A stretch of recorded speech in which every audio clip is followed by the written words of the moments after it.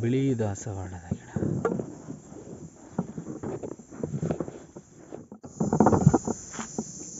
Hi, ನಮಸ್ಕಾರ ದೋಸ್ತ್, welcome. ಇವತ್ತಿಗೆ ಮತ್ತೊಂದು ವಿಡಿಯೋ ನಿಮಗೋಸ್ಕರ. ಬನ್ನಿ ನನ್ನ ಜೊತೆ.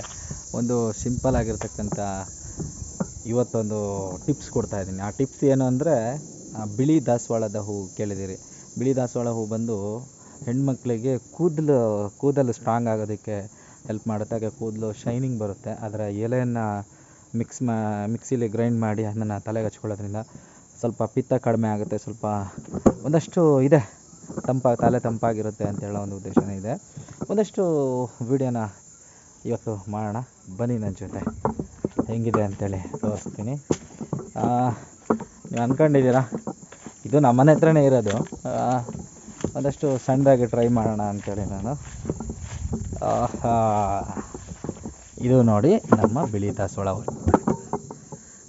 ರೈಟ್. ನೋಡಿ, ಇದು ಬಿಳಿ ದಾಸವಾಳ ಗಿಡ. ನೋಡಿದ್ರಾ, ಒಂದೆರಡು ಹೂವಿದೆ, ಜಾಸ್ತಿ ಹೂವಿಲ್ಲ.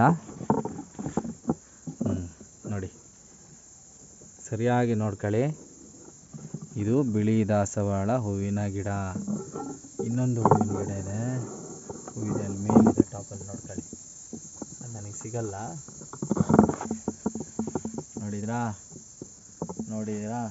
ಈಗ ನೋಡ್ಕೊಳ್ಳಿ ಎಷ್ಟು ಹೈಟ್ ಇದೆ ಅಂತೇಳಿ. ತುಂಬ ಹೈಟಲ್ಲಿದೆ. ಇದೆಲ್ಲ ದಾಸವಾಳದ ಗಿಡನೇ. ಇದು ಬಿಳಿ ದಾಸವಾಳ ಗಿಡ. ಇದು ವಿಳ್ಯದೆಲೆ ನಮ್ಮ ಮನೇಲಿ ನಾವು ಅಮ್ಮ ಹಾಕಿದ್ದು. ಅದನ್ನು ನಾನು ಏನು ಮಾಡಬಾರ್ದಂತ ಹಾಗೆ ಬಿಟ್ಟಿದ್ದೀನಿ. It's okay. ಬಡವ್ರ ಮನೆ ರೀ, ಬಡವ್ರ ಮನೆ, ಸೆಂಟಿಮೆಂಟ್ ಜಾಸ್ತಿ ಇದೆ. Okay, thank you so much.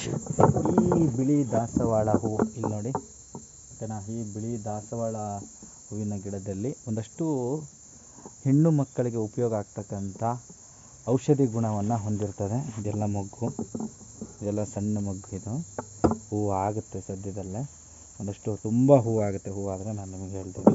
ಈ ಬಿಳಿ ದಾಸವಾಳದ ಹೂವಿನ ಬಗ್ಗೆ ಹೇಳಬೇಕು ಅಂತ ಹೇಳಿದರೆ, ನಿಜವಾಗ್ಲೂ ಬೆಸ್ಟ್ ಅಂತಲೇ ಹೇಳಬೇಕು. ಬೆಸ್ಟ್ ಅಂತಲೇ ಹೇಳಬೇಕು.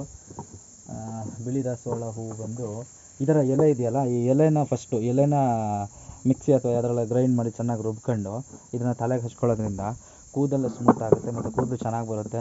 ಮತ್ತು ಡ್ಯಾಂಡ್ರಫ್ಸ್ ಒಟ್ಟಿರುತ್ತಲ್ಲ, ಡ್ಯಾಂಡ್ರಫ್ಸ್ ಅದೆಲ್ಲ ಕಡಿಮೆ ಆಗುತ್ತೆ ಅಂತಾರೆ. ಅದು ಕೂಡ ಹೌದು, ಹಾಗೆ ಆಗುತ್ತೆ ಅನ್ನೋದು ಒಂದು ಇದೆ ವ್ಯವಸ್ಥೆ.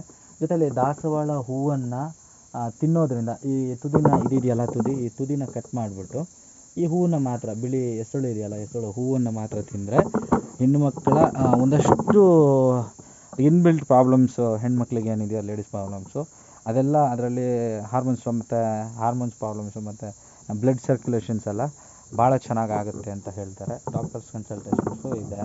ಒಂದಷ್ಟು ವಿಚಾರಿಸಿ, ದೊಡ್ಡವ್ರ ಹತ್ರ ಗೊತ್ತಿದ್ದವ್ರ ಹತ್ರ ಕೇಳಿ ನೋಡಿ. ಇದು ನಿಜವಾಗ್ಲೂ ಸತ್ಯನೇ. ಒಂದ್ಸರಿ ಟ್ರೈ ಮಾಡಿ. ಬಿಳಿ ದಾಸವಾಳದ ಬಗ್ಗೆ ನಿಮಗಷ್ಟು ಒಂದಷ್ಟು ವ್ಯವಸ್ಥೆ ಗೊತ್ತಿದ್ದರೆ ಖಂಡಿತ ಮಾಡಿ. ನೋಡಿದೆ ಬಿಳಿ ದಾಸವಾಳ ಹೂವು, ಇದೇ ದಾಸವಾಳ ಹೂವಿನ ಗಿಡ.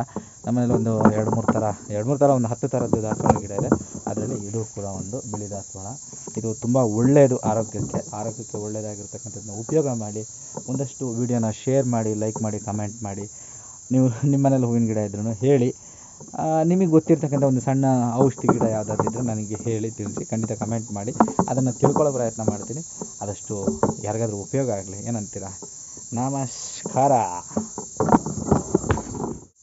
ದಾಸವಾಳದ ಗಿಡ ನಮ್ಮನೇಲಿರೋದು.